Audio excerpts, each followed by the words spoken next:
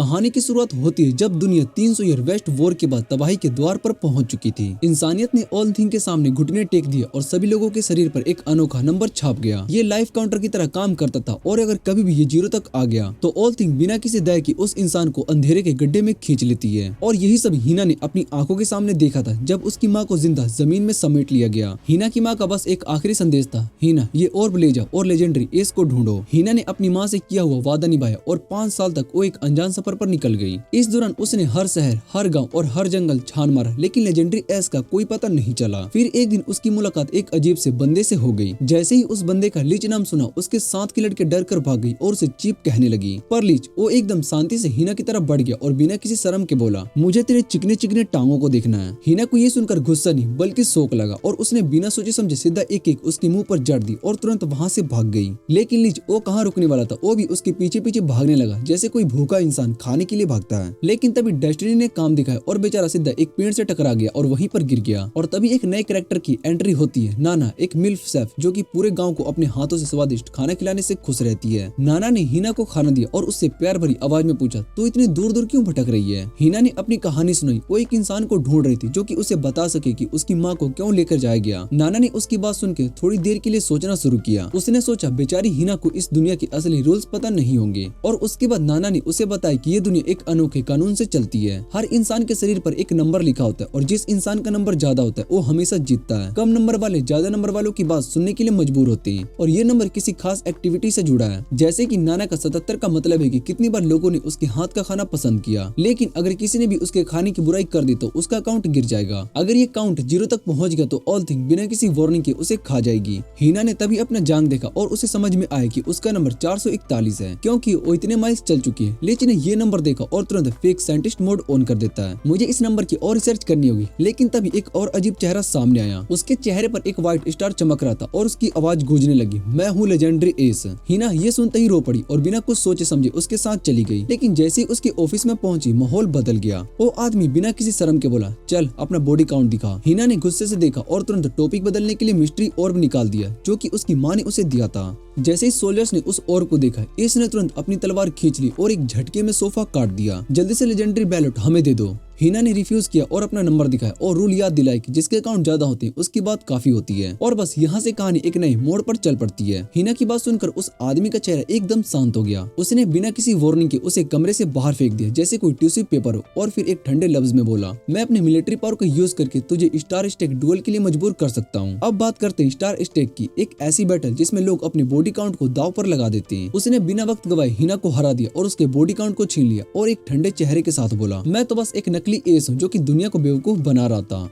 और अब हिना का टाइम खत्म हो चुका था। अगर उसने अपनी बैलेट नहीं दी तो ऑल थिंग उसे जीते जी धरती के अंदर खींच लेगा। लेकिन तभी एक हल्की सी हवा चली और एक आवाज गूंजी, अगर डुएल की बात है तो मैं इसकी जगह ले लूंगा। लीच सीन में एंट्री मार चुका था। मिलिट्री लीडर हंसने लगा और उसने लीच का नेगेटिव काउंट देखा और बोला, ये मैच तो एक मजाक होने वाला है। और बिना किसी वार्निंग के उसने एक तलवार का वार किया जो कि सीधा लीच की तरफ झटक के आया। लीच पीछे गिरा लेकिन अटैक रुकने का नाम ही नहीं ले रहा था और हर तरफ तलवारों की बारिश हो रही थी। लेकिन एक अजीब बात हुई, नेगेटिव स्टार काउंट का मतलब क्या होता है। अगर किसी का काउंट 0 तक नीचे गिर गया तो अब तक तो उसे अंधेरों के गड्ढों में गिर जाना था। तभी सभी को समझ में आया कि इसका मतलब हो सकता है कि लीच के पास एक लेजेंडरी बैलेट है। और फिर एकदम से लीच गायब हो गया और उसकी गति इतनी तेज थी कि आंखों से भी नहीं देखा जा सकता था। उसने अपनी तलवार के साथ शीत को धीरे से खोला और तभी उसका सबसे बड़ा राज सामने आया। व्हाइट स्टार उसकी तलवार के अंदर छुपा था। हिना की आंखों में चौक और एक्साइटमेंट दोनों दिखने लगे। ये वही लेजेंडरी एस था जिसे वो पिछले 5 साल से ढूंढ रही थी। दुश्मनों ने बिना सोचे समझे लीच पर हमला बोल दिया। पूरे सोल्जर्स तलवार लेकर उसकी तरफ दौड़ पड़े लेकिन जैसे ही वो उसके करीब आए वो गायब हो गया और अगले ही सेकंड पूरा बैटलफील्ड हिल गया। लीच की स्पीड इतनी तेज थी कि वो सिर्फ हवा की तरह महसूस हो रहा था। सबसे पहले उसने जमीन को तोड़ दी और फिर एक झटके में उसने अपने ओपोनेंट का स्टोमच इतना तेज किक किया कि वो सीधा दीवार में जाकर टकरा गया और जमीन हिलने लगी और हवा तेज चलने लगी और उसका ओपोनेंट अब सिर्फ एक रगड़ा हुआ आदमी लग रहा था। लेकिन लीच ने उसे छोड़ने का नाम नहीं लिया। उसने मिलिट्री लीडर को इतनी मार लगाई कि उसका सारा ईगो धूल में मिल गया। जब तक कि उसका हाल वैसे नहीं हो गया जैसे कि एक पुराने कपड़े की होती है तब तक लिच रुकने वाला नहीं था और आखिरकार मिलिट्री लीडर गिर गया और लिच ने ठंडे लफ्ज में बोला, हिना का बॉडी काउंट वापस दे दे। बेचारा आदमी गिरता पड़ता बॉडी काउंट रिटर्न करने के लिए मजबूर हो गया, लेकिन उसका ईगो अभी भी जिंदा था। उसने आखिरी बार अपनी तलवार उठाई और लिच पर हमला करने की कोशिश की, लेकिन एक बार भी उसे नहीं लगा और लिच ने बोला, तू बहुत ही हल्का है। और उसके नेक्स्ट सेकंड ही लिच वहाँ से गायब हो गया और जैसे ही वो वापस से देखा वो सीधा हवा में था। उसने एक मिड एयर अटैक किया जो कि इतनी तेज था कि सामने वाला आदमी हवा में उछल गया। तभी एक बुजुर्ग आदमी ने नाना से पूछा, इस बंदे का काउंट नेगेटिव कैसा है? नाना ने एक शर्मीली हंसी दी और बोला, बस एक सिंपल की वजह से उसने अपनी जिंदगी में इतनी बार रिजेक्शन झेला कि उसका काउंट नेगेटिव में चला गया। हिना अभी भी शौक में थी कि उसने लिच को आसमान में उड़ते हुए देखा और सोचा, इस देश में एक ऐसा इंसान भी जो कि आसमान में उड़ सकता है। उसकी दिल की धड़कनें तेज हो गई। ये बंदा सच में वही लेजेंडरी एज था जिसे वो हमेशा से ढूंढ रही थी। तभी उसने थोड़ा हिचकिचाहट से बोला,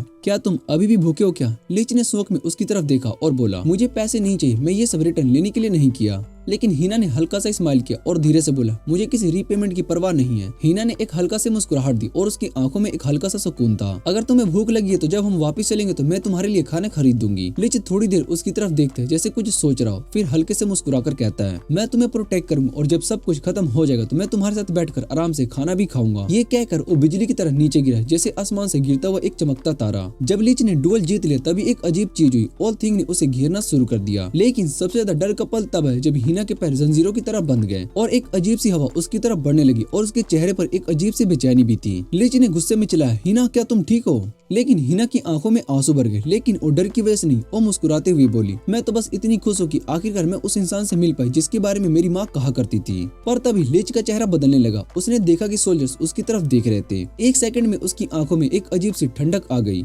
उसने हिना के बैलेट को एक झटके में छीना और उसका पूरा लहजा ही बदल गया। एक ठंडी मुस्कुराहट के साथ बोला, आखिर मैं इतना अमीर हो गया हूँ कि एक लैम्बोर्गिनी तो खरीद ही सकता हूँ। हिना शौक में उसकी तरफ देखती रही, लेकिन लिच ने हल्की हंसी हंसी और बोला, मुझे किसी अगली लड़की की जरूरत नहीं है। उसने हिना की तरफ एक पुराना खिलौना फेंक दिया जैसे किसी बेकार चीज की तरह। हिना एक पल के लिए समझ नहीं पाई कि ये क्या हो रहा था। उसका दिल टूट गया। क्या यही था जो माँ ने मुझे ढूंढने को बोला था? लेकिन लिच ने पीछे मुड़कर देखा भी नहीं और ठंडे लहज में बोला, एस तो बहुत है पर मैं वो नहीं हूँ जिसे तुम ढूंढ रही हो। और एक पल में वो हवा में लिपट गया। एक टूटी हुई उम्मीद। सूरज ढल रहा था और हिना चुपचाप शहर वापस जा रही थी। नाना ने उसकी हालत देखी और पूछा, क्या हुआ? लिच कहाँ गया? लेकिन बिना किसी वार्निंग के हिना गिर पड़ी और जोर जोर से रोने लगी। उसने वो चीज ले ली जो मेरी माँ ने मुझे दी थी। नाना चुप रही, लेकिन फिर भी उस खिलौने की तरफ देखा, लेकिन कुछ अजीब था। उसने उसे हाथ में उठाया और उसका वेट अजीब लगने लगा। उसने हिना से धीरे से कहा, इस चीज को थोड़ी देर अपने पास रख लो। और तभी खिलौना अचानक हिलने लगा और एक सेकंड में वो फट गया और उसके अंदर से एक बैलेट निकला और असली सच्चाई। नाना ने हिना की तरफ देखा और कहा, ये बैलेट, ये इस देश का सबसे बड़ा गुनाह है। कोई भी इससे पकड़ा गया तो सीधा सजाए मौत होगी। हिना शौक में थी। लिच ने उसे छीना नहीं था बल्कि उसकी रक्षा की थी। उसका अकेला तरीका था इसे छुपाने के लिए, मतलब ये दिखाने के लिए कि उसने उसको चुरा लिया। इसके बाद हम देखते हैं कि लिच जाने के लिए तैयार था, अपनी कैरेज में बैठता और शहर छोड़ने वाला था। लेकिन हिना दौड़ी दौड़ी आती है और वो चिल्लाकर बोलती है, रुक जाओ लिच, रुक जाओ। कैरेज बहुत ही तेज होती है। हिना रोते हुए चिल्लाती है कि मैं तुम्हें इतने साल से ढूंढ रही हूँ। ये दुनिया बहुत ही गंदी है और माँ के बाद सिर्फ तुम ही हो जिसे मैं अपना कह सकती हूँ। लेकिन लिच ने एक ठंडी आवाज में बोला,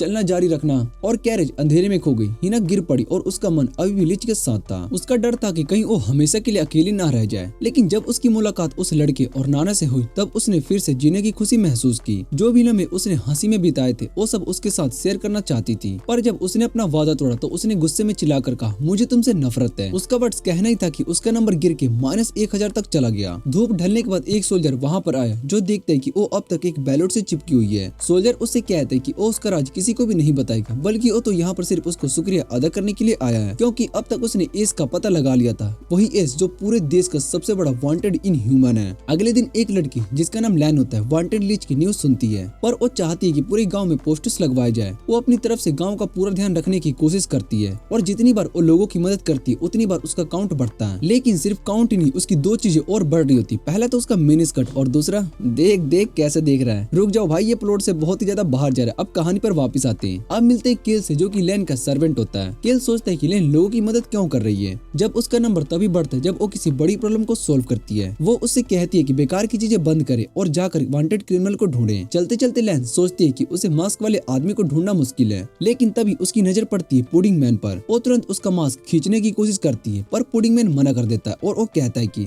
ये मास्क लिच के मास्क से बहुत ही ज्यादा अलग है, मैंने कल ही इसे चेंज किया है। लिन सोचती है और रियलाइज करती है कि वो सही कह रहा है। वो माफी मांगती है और और जाने लगती है, पर तभी पुडिंग मैन उसे रोकता है। मैं ये मास्क सिर्फ इसीलिए पहनता हूँ क्योंकि मैं बहुत ही ज्यादा अगली हूँ। फिर वो उसको बताता है कि उसको 1000 लड़कियों ने रिजेक्ट कर दिया है और उसका एक ही सपना है मरने से पहले एक बार किसी के साथ डेट पर जाना। पहले लैन से रिक्वेस्ट करता है कि वो इस बेचारे आदमी की हेल्प करे, शायद से इस बार उसका अकाउंट सच में बढ़ सके। लैन एक पल के लिए सोचती, फिर अपना हाथ पुडिंग बॉय की तरफ बढ़ाती है और जैसे ही उसने उसका हाथ पकड़ा उसका अकाउंट इंस्टेंटली बढ़ने लग गया। पूरा दिन खराब नशे में डूबने के बाद तीनों लोग एक खतरनाक पुल पर पहुंच गए। पिल ने उन्हें जोर दिया कि बस इस ब्रिज को क्रॉस कर लो, क्या डरना। धीरे धीरे कदम बढ़ाते ही कि पुल हिलने लगा। यही तो मौका था प्लॉट डेवलपमेंट का। लिच ने देखा कि पिल दुनिया का सबसे तगड़ा विंगमैन है। उसने सोचा कि अगर ये मेरा दोस्त है तो मैं कोई भी लड़की पटा सकता हूँ। और फिर लिच ने अपनी लंबी बैगन को 2 तरबूजों के बीच में घुसा दिया, पर तभी लैन के नीचे से लकड़ी टूट गई और लिच बस मुश्किल से उसका हाथ पकड़ पाया। जब लैन ने उसका चेहरा देखा तो उसकी दिल की घंटी बज गई। ये तो वही डीमन स्लेयर ब्लैक स्मिथ है जिसे वो अपने साथ देखती थी। एक पल को उसने सोचा कि डेट खत्म हो गई, पर पुडिंगमैन रोने लगा। उसका तो ये पहला और आखिरी डेट था। पिल जो अभी भी गीगा चैट विंगमैन था, लैन से कहता है कि इस बेचारे को दुनिया की सबसे बड़ी ब्लेसिंग दे दो, लैप पिलो।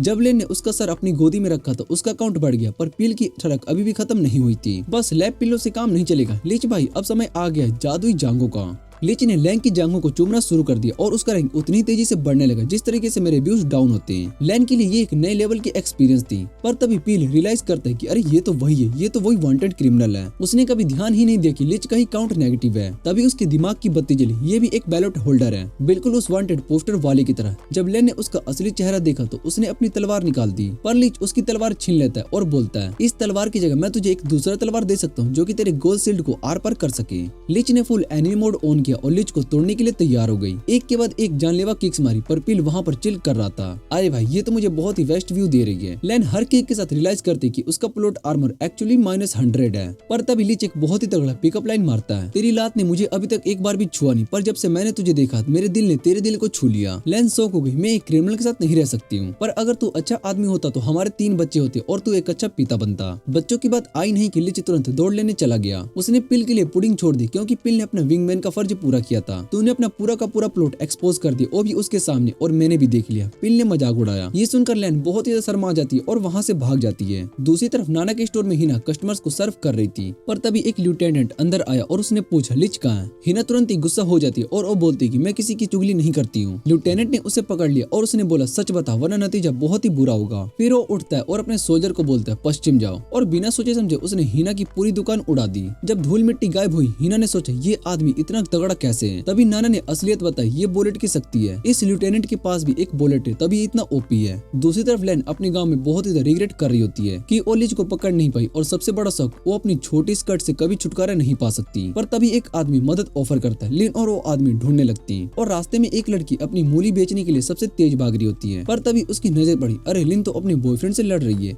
ये सुनते ही पूरा गाँव सुनामी की तरह लिन पर टूट पड़ा। हमें भी देखना है कि लिन का बॉयफ्रेंड है कौन। लिन बेचारी डिफेंड मोड ऑन करती है और वो बोलती है अरे नहीं ये गलतफहमी है, पर लिच छुपा हुआ सब कुछ सुन रहा था। अगर हम डेटिंग नहीं कर रहे थे तूने मुझे अपना सब कुछ प्लॉट क्यों दिखाया। ये सुनते ही पूरी भीड़ शोक मोड में आ गई। इस डिस्ट्रैक्शन का फायदा उठाकर लिच लिन के ऊपर एक पार्कोर करके निकल गया। दूसरी तरफ हिना नाना के सामने हाथ जोड़ी थी, प्लीज मुझे लिच को ढूंढने में मदद करो, पर नाना चिल मोड में होती, जब तक हमारी कैरेज रिपेयर नहीं होती हम कहीं भी नहीं जा सकते। इधर हम देखने के लिच शहर को देख रहा होता है और वो सोच रहा होता है कि कुछ तो गड़बड़ थी। एक वांटेड क्रिमिनल उनके बीच में घूम रहा था, पर फिर भी ये गाँव इतना शांत कैसे। तभी सब लोग लिन के इर्द गिर्द जमा हो गए। एक माँ तो सीधा लिन को अपनी बेटी का नाम रखने के लिए कहने लगी। बाप चिल मारा था, बस मेरी बेटी भी लिन की तरह मिनी स्कर्ट ना पहने। तभी बेकरी में एक आदमी चिल्लाता आया, फिर से एक बच्चा चोरी हो रहा था, पर लिन प्रोटेक्ट मोड में आ गई। इसको सजा मत दो, इसको सिर्फ वॉलंटियर वर्क पर लगाओ। उसने बच्चों से प्रॉमिस की अगली बार भूख लगे तो सबसे पहले मेरे पास आना। बच्चा रोने लगता है। तभी पुराने लोग भी डिमांड करते कि लिन एक अच्छी सी मैसेज दे दे, पर चलते चलते लिन एक गुड़िया पर कदम रख देती है। उसकी आंखों के सामने वो गुड़िया बिखर गई। उसने तुरंत रिपेयर करने की कोशिश की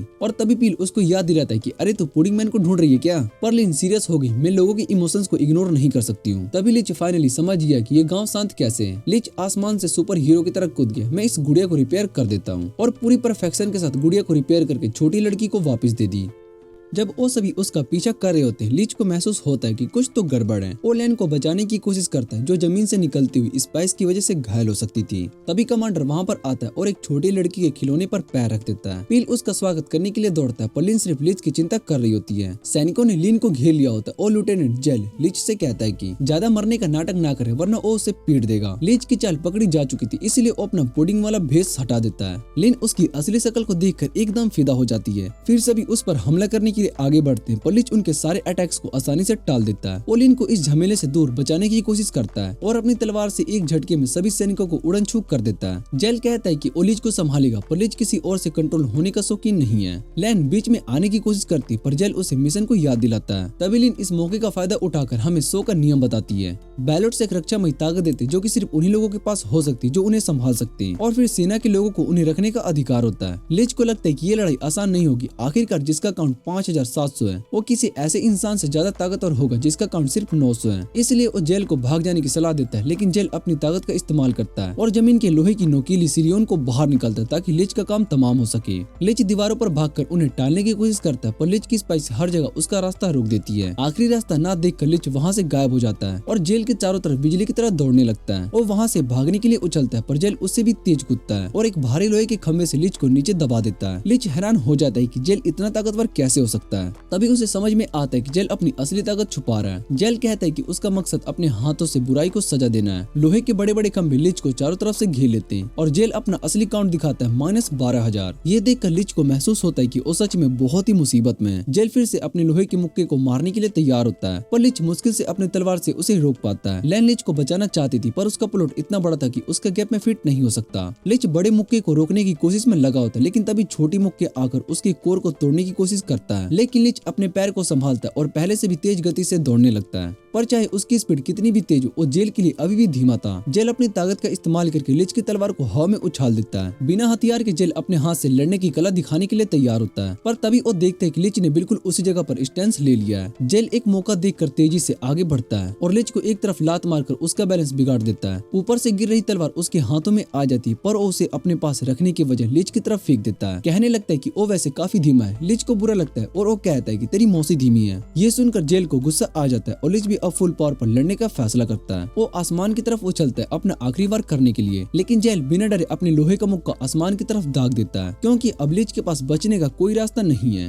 लिच अभी जमीन पर गिरता भी नहीं है। जेल एक और जोर से मुक्का मारकर उसकी आत्मा हिला देता है और उसे लोहे की जंजीरों से जकड़ लेता है। लिच गिड़गिड़ाता है और वो बोलता है कि भाई छोड़ दे यार। पर जेल का कहना है कि जब तक वो लिच अपने सारे दोस्तों का पता नहीं बता देता तब तक वो उसे नहीं छोड़ेगा। लिच सोचता है कि अगर कोई भी चीज बेचनी हो तो बस 6ix9ine बन जाओ। इसलिए वो कहने लगता है कि लिन का प्लॉट आर्मर व्हाइट है और ये सुनकर पूरा का पूरा गांव हाँ में हाँ मिला देता है। जेल इस आदमी को समझ नहीं पाता ये बंदा कौन है, मिलिट्री का हिस्सा कैसे बन गया। लड़ते वक्त जेल को महसूस होता है कि लिच की मार्शल आर्ट्स कोई आम फाइटर टेक्निक नहीं है। ये तो वही खास टेक्निक जो सुप्रीम सोल्जर्स को सिखाई जाती है। सेना ने इस आदमी को पकड़ने के लिए खूब मेहनत की थी पर जेल सोचता है कि अब बस 5700 काउंट वाला बंदा कोई खास नहीं हो सकता। लिच कहता है कि वो अपने भाइयों को कभी भी नहीं बचाएगा क्योंकि वो ओपी नहीं है। ये सुनकर जेल अपने लोहे का चाबुक निकालता है और वो कहने लगता है अगर लिच मुंह नहीं खोलता है तो उसके अंदर से सच निकलवाएगा बिल्कुल 6ix9ine जैसे। पर जैसे ही जेल अपना चाबुक चलाता है लैन बीच में आकर लिच को बचाने के लिए कूद जाती है। वो कहती है कि लिच उतना बुरा नहीं है जितना कि तुम सोच रहे हो, उसने हमारी मदद की है। जेल ये सुनकर कहता है कि उसने सुना है कि लैन बच्चों के लिए एक पार्क बनाने की कोशिश कर रही है पर उसे लगता है कि ये सब बेकार की मेहनत है सिर्फ इसलिए कि शहर शांत है। इसका मतलब ये नहीं है कि लिन अपनी ड्यूटी भूल जाए। उसके हिसाब से लिन बेकार है। लिन ये सुनकर रो पड़ती है, कहती है कि उसका सुपीरियर सही कह रहा है और वो कभी माफी नहीं मांगना चाहती है लेकिन लिच इसे बर्दाश्त नहीं कर पाता तो सॉरी नहीं बोलेगी। वो चिल्लाता है। फिर जेल कहता है कि उसने अब तक उसकी लोहे की जंजीरें नहीं काटी क्योंकि वो लेन के शरीर को नुकसान नहीं पहुंचाना चाहता था।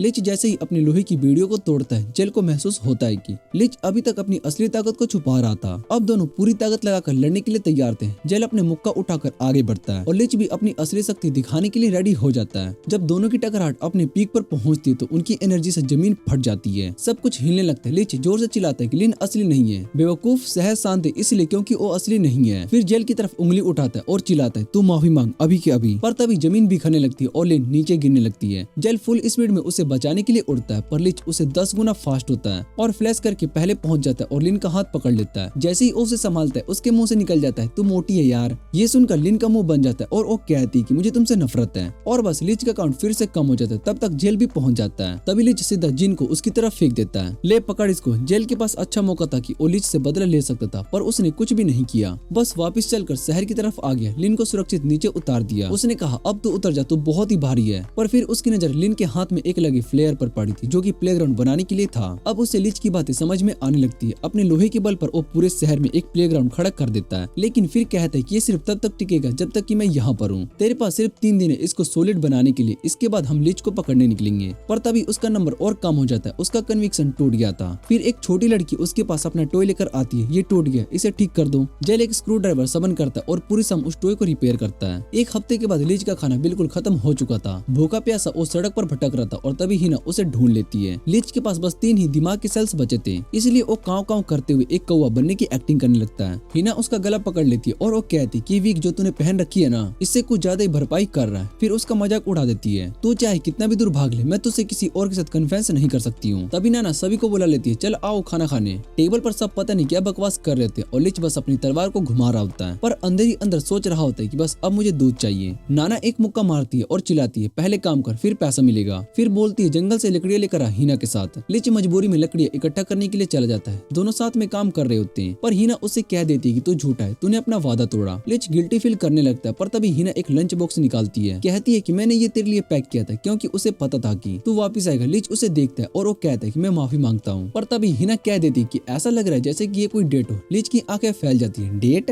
हिना अपनी बातें कंटिन्यू करती, जब मैं यहाँ पर नहीं थी तब तू क्या यहाँ पर चेरीज तोड़ने आया था? ये सुनकर लिच की आत्मा सीधा शुद्ध होकर निकल पड़ती है।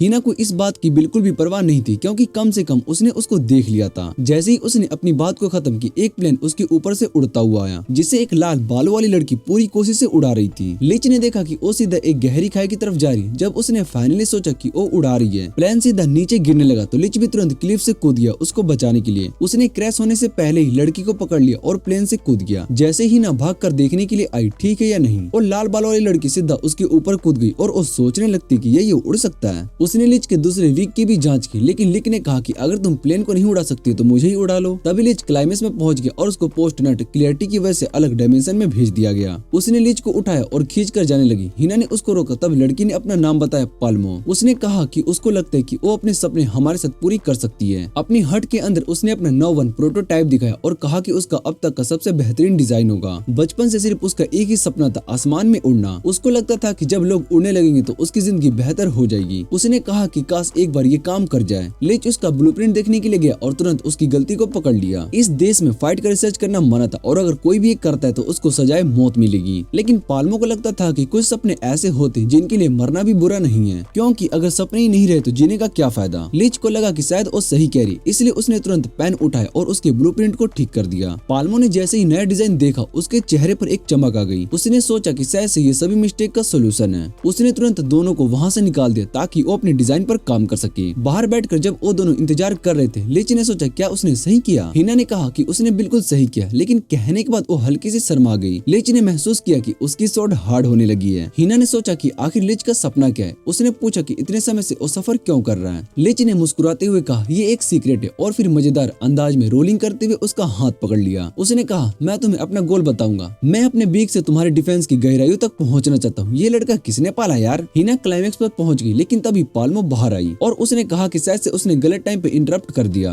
प्लान इस बार पूरी तरीके से तैयार था और पाल्मो ने वादा किया कि इस बार वो डेफिनेटली उड़ेगा। दूर से लिच ने देखा कि सेना पाल्मो की तरफ बढ़ रही और पाल्मो ने समझ लिया कि उसकी रिसर्च अब पकड़ी जा चुकी है। लिच ने तुरंत अपनी तलवार निकाली और सेना से लड़ने के लिए तैयार हो गया, लेकिन आखिरी पल में उसने सीधा तलवार पाल्मो के प्लेन पर चलाई और उसको तोड़ दिया। हिना को लगा कि शायद से उसने सब कुछ समझ लिया। तभी सोल्जर आए और बोलने लगे कि फाइट टेस्टिंग के बारे में पता चला है, लेकिन पाल्मो ने बस टूटी फूटी चीजें दिखाई और कहा कि बस वो पुरानी अपनी विंड मिल ठीक कर रही है। सोल्जर्स चले गए, लेकिन पाल्मो को पता था कि अगर उसका प्लेन सच में उड़ जाता तो भी उसको मार दिया जाता, क्योंकि गवाह उसका पीछा जिंदगी भर नहीं छोड़ते। लिच को लगा कि ये सबसे बेस्ट ऑप्शन है क्योंकि वो कभी भी ट्राई कर सकती है। हिना ने भी कहा कि वो उसके साथ रहेगी जब तक कि वो अपने सपने को पूरा नहीं कर लेती। और जितनी भी प्यारी बातें थी पाल्मो ने सच्चाई बता दी। वो दोबारा कभी ट्राई नहीं कर सकती क्योंकि उसका काउंट 0 हो चुका था। उसका काउंट इस बात पर था कि उसने कितनी बार अपने सपने को पूरा किया, और क्योंकि वो 10 से शुरू हुई थी इसका मतलब हर एक अटेम्प्ट फेल था। जब तक तक कि लास्ट अटेम्प्ट भी फेल नहीं हो गया। पाल्मो ने उसको चिंता न करने के लिए कहा, पर हिना चिल्लाने लगी किसी की मदद की भीख मांगते हुए। उसे वो दिन याद आ गया जब उसकी माँ भी गड्ढे में खींची जा रही थी। हिना दौड़कर पाल्मो को बचाने के लिए गई, पर तभी हाथ उसको दूर ढकेल देती। वो तेजी से लीच की तरफ दौड़ने लगी और लीच ने उसको रोकने की कोशिश की, पर तभी एक अजीब सी बिजली उसके शरीर पर गिर गई। अचानक उसके दिमाग में पुरानी यादें फोल्ड होने लगी। हिना अब भी चिल्लाते हुए किसी से मदद मांग रही थी, लेकिन पाल्मो ने उसे रोने से मना किया। उसने कहा, एबेस में भेजने का मतलब हमेशा मौत नहीं होता, तो शायद से मैं किसी अलग दुनिया में जा रही हूँ। उसने वादा किया कि वो अपने सपनों को जरूर पूरा करेगी और एक दिन फिर मिलने का वादा करके फेयरवेल बोल दिया। फिर सब कुछ एक झटके में गायब हो गया। हिना नीचे गिर गई, पर उसने अपने दिल में वादा किया कि वो एक दिन पाल्मो को जरूर मिलेगी। लिच भी उसके बगल में गिर गया और हिना ने उसकी आंखों में एक नंबर देखा, 001 इनग्रीव हो चुका था।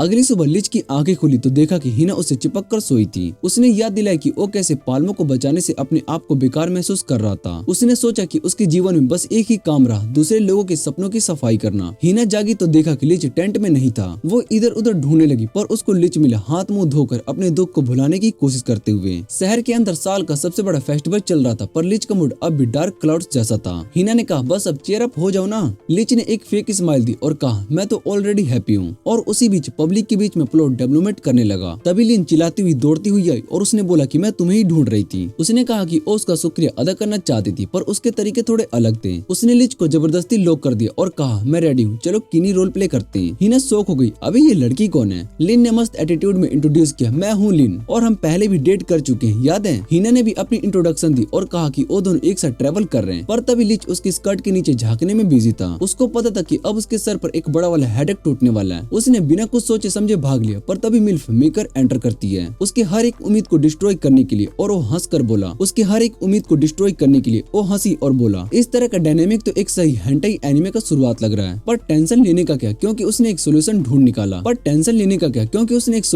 निकाला। गोल्डन रेमेसे स्टाइल कुक ऑफ, एक कंपटीशन जो हर प्रॉब्लम सॉल्व कर सकता है। और इकिंग ऑन द केक, उन्होंने लिच को टाई डाउन करके रखा हुआ है ताकि वो जो भी डिश बनाए उसके मुंह में जबरदस्ती ठूसा जा सके। एकदम 5 स्टार टॉर्चर ट्रीटमेंट। दोनों ने अपना शेफ वाला कपड़ा पहना और तैयारी शुरू हो गई। लिन ने पूरा शहर छान मारा ताजा सब्जियों के लिए। एक मर्चेंट ने देखा और बोला, अरे क्या प्यारी बीबी टाइप की लड़की है। फिर उसने चालू मार्केटर की तरह लिन को पटाने का ट्राई किया ताकि वो और ज्यादा खरीद ले। हसल 100। उधर हिना जंगल में वाइल्ड मशरूम इकट्ठा कर रही थी। तभी एक तड़कता भड़कता भालू उसकी तरफ दौड़ पड़ता है, लेकिन भालू ने अंडर एस्टिमेट कर दिया। हिना के जाल में फंस चुका था। उसको समझ में आ गया कि आज का गेम ओवर है। धीरे धीरे लैन भी स्ट्यू प्रिपेयर कर रही थी और नाना अपने खुद की फैनफिक लिख रही थी कि कैसे उसके आगे का जीवन चलेगा। इसके बाद हम देखते कि हिना वापस आती, एक हाथ में भालू की डेड बॉडी लेकर और दूसरे हाथ में बोर का डेड बॉडी लेके। लाइव डिस्कशन चालू हो गई। ये देखकर पूरा शहर बहुत ज्यादा शॉक्ड में था। लीना ने अपना मील प्रिपेयर किया और लिच के सामने प्रेजेंट किया। लो जी मेरे पति देव जी, इसको टेस्ट कर लो। उसने एक चम्मच खाया और बोला, आय हाय हाय,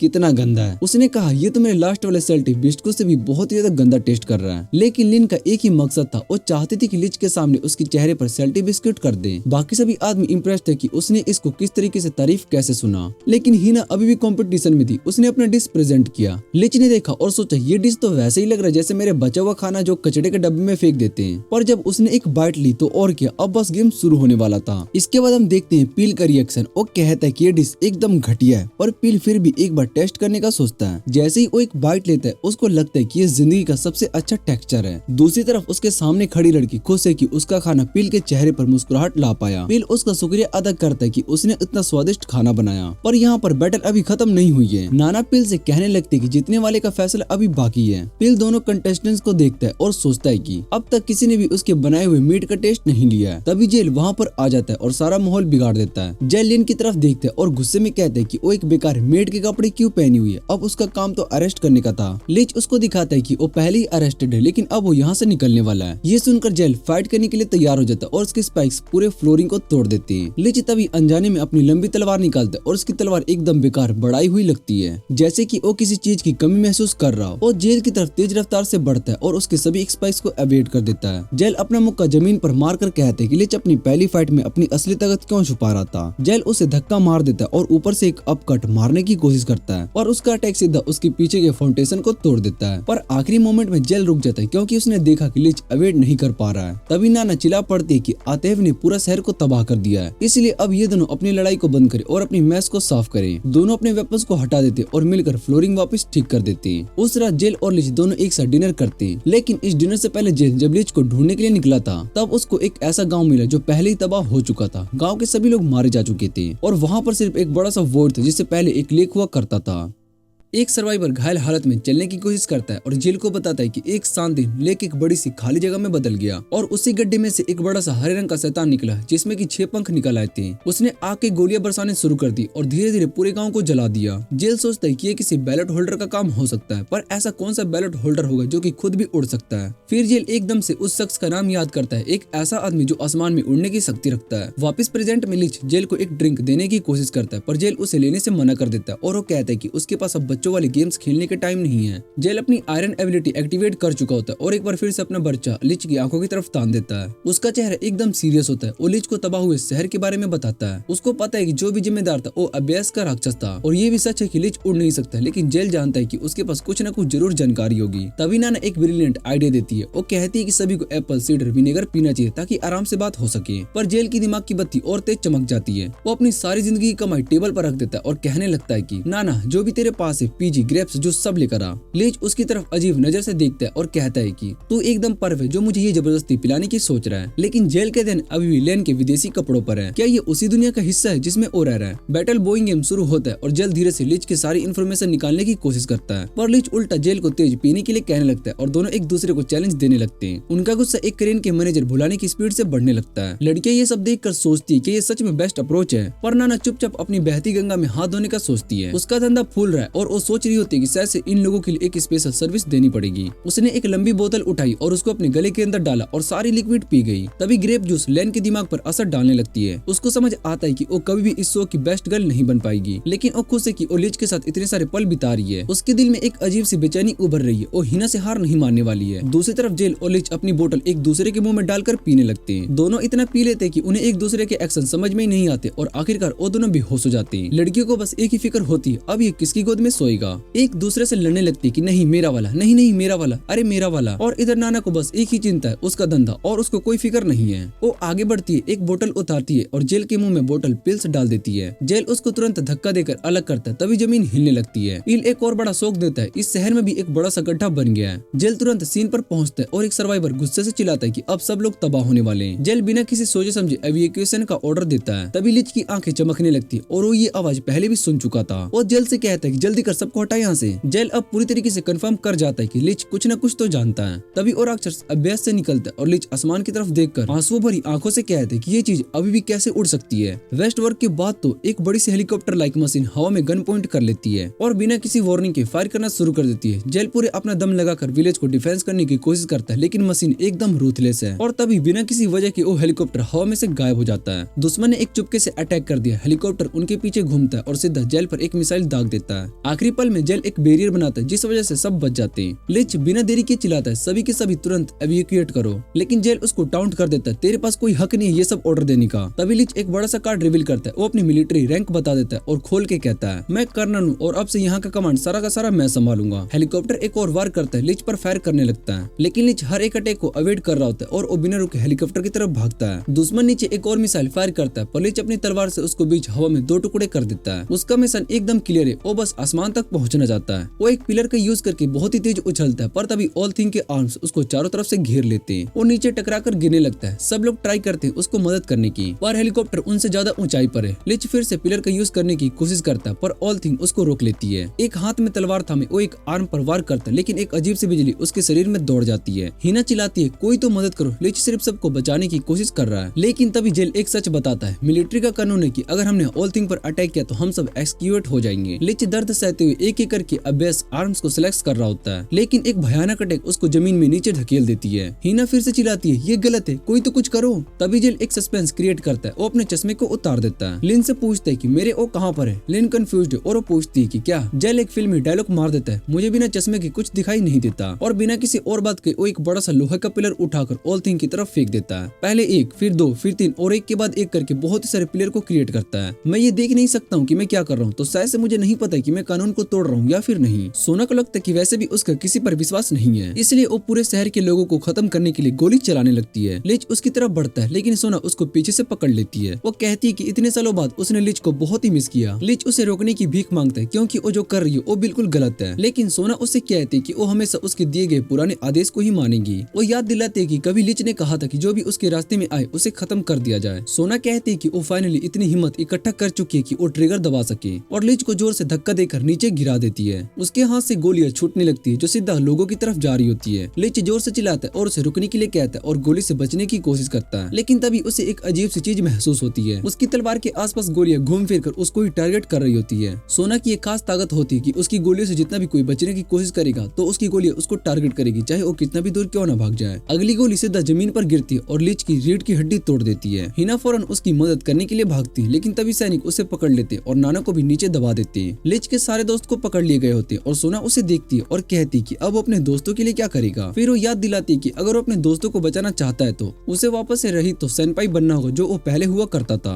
एक कमांडर अपनी बंदूक एक बच्ची की तरफ कर देता है। बच्ची डरी हुई होती है और लिच से गुहार लगा रही होती कि वो उसे बचा ले। सोना हंसकर कहती कि अगर इस बच्ची को मार दिया जाएगा तो इसके खून से कितनी अच्छी अच्छी फूल बन जाएंगे। वो अंदाजा लगाती है कि कितना खूबसूरत और चमकदार दृश्य होगा, लेकिन लिच आगे बढ़कर उस बच्ची को तसल्ली देता है और वो कहता है कि वो उसे बचा लेगा। बच्ची रोती हुई अपनी माँ को पुकारने लगती है। सोना हंसते हुए कहती है कि जो वादा पूरा ना हो सके वो कभी नहीं करना चाहिए। फिर वो सैनिकों को ट्रिगर दबाने का आदेश देती है और हवा में खुद उड़ जाती है। गोली चलती है, पर जब सोना पीछे मुड़कर देखती है तो वो बहुत ही हैरान हो जाती है। एक भी सोल्जर खड़ा नहीं था। जो भी लिच के दोस्तों को पकड़ कर खड़े थे वो बिना किसी निशान छोड़े गायब हो चुके हैं। लिच नीचे देखता है और शांत मन से कहता है, मैंने कहा था रुक जाओ। फिर वो सोना की तरफ देखता है और वादा करता है कि जैसा उसने चाहा था वैसे ही अब वो सब खत्म करेगा। नाना रोकती है, लेकिन लिच उसे चुप रहने के लिए कह देता है। तभी एक सोल्जर उसे धमकाने लगता है कि अगर वो आगे बढ़ा तो वो हिना पर गोली चला देगा। लिच तभी हिना की तरफ देखता है और उसे एक बात याद दिलाता है। वो याद करता है कि जेल ने एक बार उससे पूछा था कि तुम असल में कौन हो। अब लिच के पास छुपाने को कुछ भी नहीं था। वो अपना असली नाम बता देता है, ब्रैंडेल। हिना के पास से गुजरते हुए उस सोल्जर को एक ही बार में खत्म कर देता है। जो उसको दबा कर रखा था उसके चेहरे पर एक ठंडी सी मुस्कुराहट थी। वो गुस्से में चिल्लाकर कहता है कि मेरा लक्ष्य है इस पुराने साम्राज्य को जड़ से मिटा देना। सोना उसको देखती है, उसकी आंखों में एक अजीब सी चमक होती है। वो बहुत ही खुश होती है। उसने आखिरकार उस कमांडर का असली चेहरा देख लिया था जिसे वो इतने सालों से देखना चाहती थी। लिच अब मुझे खत्म कर दो। लिच ने सोना को याद दिलाया कि अगर दो एस एक दूसरे से लड़ना चाहेंगे तो उन्हें दो शब्द बोलने पड़ेंगे। सोना हंसी और कहने लगी कि वो अपनी सारी स्टार्स दाव पर लगाने के लिए तैयार है। लिच ने भी सिर हिला दिया और अपनी सारी स्टार्स दाव पर लगा दी। तभी जमीन हिलने लगी। एक अजीब सी ताकत नीचे से उभरने लगी और उन दोनों को घेरने लगी थी। सोना ने बिना वक्त गवाए गोलियां बरसानी शुरू कर दी थी। लिच सीधा उसकी तरफ झपट पड़ा और गोली के तूफान के बीच उस तक पहुँचने की कोशिश करने लगा, लेकिन जैसे जैसे वो आगे बढ़ने लगा वैसे वैसे उसे मुश्किलें आने लगी। हिना की नजर सोना के काउंट पर गई 32,000 और लिच से काफी ज्यादा था। आखिरकार सोना की गोली उसके आर्मर को तोड़ देती है और लिच सीधा एक बिल्डिंग की तरफ जा टकराता है। हिना फौरन उसकी तरफ भागती है, लेकिन पिल उसे रोक लेता है। पिल उसे शांत रहने के लिए कहता है क्योंकि उसने एक अजीब सी बात महसूस की थी। जब लिच ने जेल से लड़ा था तो उसका काउंट आधा हो गया था, फिर भी वो बराबर की टक्कर दे रहा था, मतलब वो भी अपनी असली शक्ति को छुपा रहा था। लिच नीचे देखता है, उसके हाथ पर एक लाल रंग लग गया था। एक पल के लिए वो उसे देखता है, फिर बिना कुछ सोचे उसने उस लाल पत्थर से अपने चेहरे पर एक रेखा खींच दी। तभी एक भयंकर ताकत फूटने लगी। एक लाल सभा आसमान की तरफ उड़ी। उसका काउंट एक झटके में आसमान छू गया। नाना उसको समझाने लगते कि इसकी असली ताकत होती है। उसका काउंट 57,000 तक पहुंच सकता था। सोना के हाथ से गोली चलने का ट्रिगर दबा, लेकिन उसने देखा कि लिच तो गायब हो चुका था। एक अजीब सा डर उसके दिल में उठने लगा। वो इधर उधर देखने लगी, लेकिन लिच कहीं पर भी नहीं था। फिर भी उसने सोचा कि उसकी गोलियां उसका पीछे करेगी, लेकिन उसने देखा कि हवा ही उसकी गोली को हटा रही है। उसे महसूस होने लगा कि वो कुछ और ही था। तभी वो उसके पीछे था। एक झटके में लिच बिजली की रफ्तार से उसकी तरफ दौड़ने लगा। नाना चिल्लाने लगे कि सबको लिच से दूर भागना चाहिए। उसकी लाल आभा धीरे धीरे नीलम रंग में बदलने लगी थी। ये था वो असली राज जो लिच के अंदर छुपा था, उसकी असली सबसे बड़ी ताकत। एक ऐसी शख्सियत जो सिर्फ तब जागती जब वो किसी को मार डालने की इच्छा रखता हो। वो एक ही पल में सोना तक पहुंच गया। एक भी गोली उस पर काम नहीं कर रही थी और एक जोर का वार सोना एक बिल्डिंग तोड़ते हुए नीचे गिरती है। उसका काउंट 16,000 तक गिर चुका था। नाना समझाती है कि सोना भी एक दूसरे शख्सियत के कंट्रोल में थी। सोना नीचे पड़ी पड़ी हिलने की कोशिश करती, उसके आसपास हथियार पड़े थे। उसके चेहरे पर एक समझ नहीं आने वाली शक्ल थी। नाना बताने लगी कि सोना एक कमजोर इंसान थी। वो एक ऐसी लड़की थी जिसने पूरे जंग के दौरान एक भी गोली नहीं चलाई जब तक कि अंतिम पल नहीं आ गया। लिच आगे बढ़ा, उसने उस पर एक ठंडी नजर डाली। एक बेचैन सा सुकून उसके चेहरे पर था। लिन उसके सामने आई उसे रोकने के लिए, लेकिन लिच ने सिर्फ एक सवाल पूछा, क्या तुम मेरे दुश्मन हो? मैं हर उस चीज को मिटा दूंगा जो कि मेरी राह पर आएगी। उसके दिमाग में सिर्फ एक ही चीज थी, सब कुछ खत्म करना। लेकिन तभी हिना ने उसे झप्पी ले ली। उसने अपना हाथ पसार दिया। उसके दिल के धड़कन में बस एक ही चीज थी,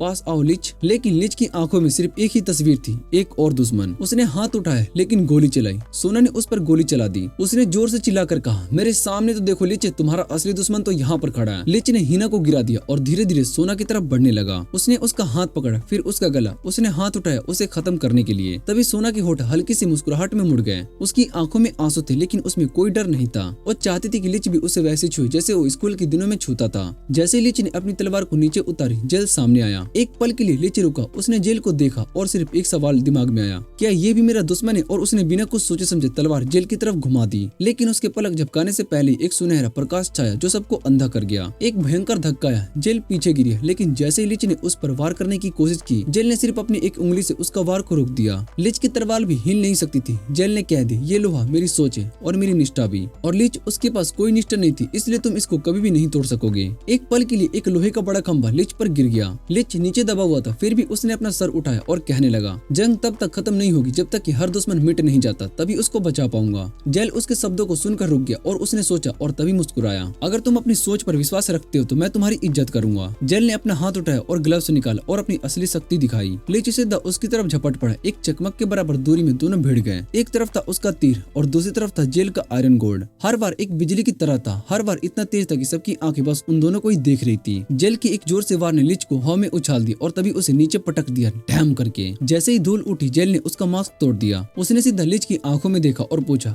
अब होश में आए? सब दोस्तों ने लिच की तरफ दौड़ लगाई। लिच ने धीरे से मुस्कुराते हुए कहा, सॉरी, सभी को डरा दिया ना। सोना उसके सामने और उसकी आंखों में पछतावा था। लेकिन तभी जेल ने पास्ता खाते खाते टमाटो सॉस थूक दिया और वहीं बेहोश हो गया। हिना सिर्फ मुस्कुराई, अच्छा है कि मेरा बंदा वापस आ गया। एक हफ्ते के बाद ऑल थिंग ने वापस लिन को जबरदस्ती हेंटाई एनिमे में भेजने की कोशिश की। लिच सर पकड़कर बोला, मैं अब कुछ नहीं कर सकता हूँ। स्टार स्टेक्स अब रुक नहीं सकता क्योंकि मैं सोना को खत्म नहीं करना चाहता। नाना ने कंधे उछाल दिए, ऐसे ही चलेगा कुछ दिन तक, फिर ठीक हो जाएगा सब। लेकिन लिच बस मुस्कुराया, तो फिर ये हमेशा रहे तो बेहतर है। द ऑल थिंग रुक गया और उसने एक पल सोचा और फिर सोना की तरफ बढ़ गया। यहाँ असली कहानी मिलेगी। लेकिन तभी जेल अंदर घुस गया। मैं यहाँ आया हूँ लिच को मिटाने के लिए क्योंकि उसने ऑल थिंग पर हमला किया था। रूम में सन्नाटा छा गया और फिर नाना ने सिर्फ एक ठंडी सांस ली और कहा, बंद कर अपनी बकवास। जेल एक ऐसे आदमी को मारने की बात कर रहा है जो कि इकलौता इंसान है जो कि सबको बचाने की कोशिश कर रहा है। जेल रुका और उसने एक पल के लिए सोचा, फिर उसके चेहरे पर एक शांति छा गई। नाना मुस्कुराई, फाइनली मुझे 300 साल के बाद कोई ऐसा मिला जो कि सच में मेरे सामने खड़ा हो सके। फिर उसको शांत देखकर अपनी सबसे बड़ी सच्चाई सामने रखी। उसने अपनी आंख बांध देती, हाथ उठाया और अपना असली एस सामने स्टेटस दिखाया। उसके चेहरे पर एक चमकता सफेद सितारा था। जेल और उसकी टीम को समझ में आता है कि ये कोई सपना नहीं है। अगर यहाँ पर उनका काम तमाम हो गया तो रियल वर्ल्ड में भी वैसा ही होगा। और ये कह के उसको 300 साल पहले भेज दिया जाता है एक हाई स्कूल के सामने। जैसे ही स्कूल के अंदर एंटर करते सब लोग उन्हें ऐसे देख रहे होते हैं जैसे कि कोई गांव का अनपढ़ शहर के लोगों के साथ भटक रहा हो। जेल तुरंत समझ जाता है कि उनको बिना टाइम वेस्ट किए लिच को ढूंढना होगा। हिना सजेस्ट करती है कि जो लड़का स्कूल के बाहर खड़ा था शायद से वही लिच हो, पर सबको डाउट होता है क्योंकि उसका लुक बिल्कुल अलग था। दोपहर को हॉलवे में हिना एक अजीब से भयानक शक्ल वाले लड़के से टकरा जाती है, टाका टोरा। उसका चेहरा देखते हिना की हालत खराब हो जाती है और लिन उससे माफी मांगने को बोलती है, पर उस गुंडे को ये सब सुनने का बिल्कुल भी मन नहीं होता और वो लिन को एक जोर से धक्का दे देता है। जेल आगे बढ़ने वाला होते ही कि टाका टोरा उस पर पंच मारने की कोशिश करता है, लेकिन जेल आसानी से उसको डॉज कर लेता है। मगर तभी जेल को एक और शॉकिंग बात पता चलती है, यहाँ उसके पावर्स काम नहीं कर रहे। टाका टोरा इससे पहले कि कुछ और करे, एक लड़की उसको रोकने के लिए आ जाती है और ये कोई और नहीं बल्कि वही सोना थी जो फ्यूचर में लिच से लड़ चुकी थी। पर यहाँ पर उसकी पर्सनैलिटी एकदम अलग थी, बिल्कुल एक साधु संत जैसे। टाका टोरा जब सोना को धमकाने जाने लगता है तब एक और बंदा टाकाकाजी उसको रोकने के लिए आता है, लेकिन जेल उसको साइड जाने के लिए बोलता है। तभी अचानक लीच एंट्री मारता है और उसे हिना के टांगों के बीच में आ जाता है। इसके बाद एक बड़े कमांडर का अराइवल होता है। वो अनाउंस करता है कि ये कोई आम स्कूल नहीं है बल्कि एक मिलिट्री ट्रेनिंग स्कूल है और कुछ महीनों बाद सबको वॉर में भेज दिया जाएगा। जो भी उसके ऑर्डर को नहीं मानेगा वो जिंदा नहीं बचेगा। और तभी एक खूबसूरत लेफ्टिनेंट फ्रिंडा उनको इंटरप्ट करती है। वो बताती है कि वॉर में उनकी हालत खराब है और उनका शहर तबाही के कगार पर है। लेकिन कमांडर पैलेफेस उसका माइक छीन लेते और अपने बॉस से इंट्रोड्यूस करवाते हैं मेजर। जैसे ही मेजर आता है सब उसको सैल्यूट करते हैं, लेकिन मेजर बिना किसी बात की फिक्र किए अपनी कुर्सी पर बैठकर बेड टाइम स्टोरी पढ़ने लगता है। जब कुछ स्टूडेंट इस बात पर हंसने लगते हैं तो कमांडर उसको चुप रहने के लिए बोलता है, पर फिर भी वो मजे ले रहे होते हैं। और तभी मेजर बिना किसी वार्निंग के उनमें से एक पर गोली चला देता है। सबकी आंखें फट जाती, दो और स्टूडेंट्स को भी गोली मार दिया जाता है और उनका खून हिना पर गिरता है। वो घबरा कर जमीन पर गिर जाती है। सब लोग भागकर बाहर जाने की कोशिश करते हैं पर दरवाजा बंद होते हैं। कमांडर गुस्से से चिल्लाता है, जो भी भागने की कोशिश करेगा उसका अंजाम बहुत ही बुरा होगा। हिना जिसमें दम नहीं बचा है कांप रही होती है और कमांडर उस पर नजर डालता है और उससे कहते हैं कि तुम बहुत ही वीक और अनलेस हो। तभी हम देखते हैं कि लीच वहाँ पर आ जाता है और वो जैसे हिना को बचाने के लिए आगे बढ़ता है, एक लड़का अचानक से आता है और कमांडर की बंदूक उसके हाथ से गिरा देता है। फिर बिना किसी सोच विचार के वो अपनी तलवार लेकर उस पर अटैक करने जाता है, पर कमांडर बिना हिले डुले अपने पैरों से उसके वार को रोक देता है और एक जोर का किक करके उसके चेहरे पर मार देता है। कमांडर गुस्से से चिल्लाता है कि उस पर हाथ उठाने का सिर्फ एक ही अंजाम है, मौत। लेकिन तभी लीच एक स्टिक लेकर उसको धमकी देता है, अपना हथियार नीचे रख वरना मेजर का काम तमाम कर दूंगा। कमांडर हल्का सा मुस्कुराता है और कहता है कि मैं तुझे 1 सेकंड में खत्म कर सकता हूँ। ये सुनते ही लीच के चेहरे का रंग उड़ जाता है। उसे समझ में आता है कि उसके प्लेन का फ्यूज उड़ गया। डैमेज कंट्रोल करने के लिए वो अपने स्टिक पर एक कपड़ा लपेट देता है और एक फूल निकालता है, जैसे सबको दिखाने की कोशिश कर रहा और वो सिर्फ मजाक कर रहा था, पर कोई भी उसके नौटंकी में नहीं फंसा। कमांडर गुस्से से उसको धमकाता है कि वो उसका गला घुमाकर तोड़ देगा। लीच की हालत खराब हो जाती है और ये हरकत करने से डरता है। कमांडर जब हिना को मारने की धमकी देता है तो लीच तुरंत मेजर को छोड़ देता है, पर तभी मेजर उसकी तरफ बढ़ने लगता है और उसकी आंखों में एक अजीब सी मिस्ट छाने लगती है। ऐसा लग रहा होता है कि कुछ अजीब होने वाला है। तभी अचानक से आग जलकर सबको रोक देती है। फिर कमांडर हंसते हंसते स्टूडेंट्स को बताता है कि ये सिर्फ एकेडमी का एक इंट्रोडक्शन था।